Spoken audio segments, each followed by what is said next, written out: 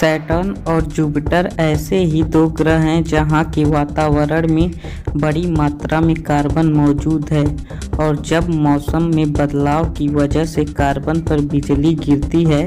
तो वह बिल्कुल हार्ड होकर ग्रेफाइन बन जाता है और नीचे गिरने लगता है, जहां एटमॉस्फेरिक प्रेशर उसे तब तक हार्ड बनाता है जब तक कि वो डायमंड न बन जाए और इस तरह वहां डायमंड की बारिश होती है।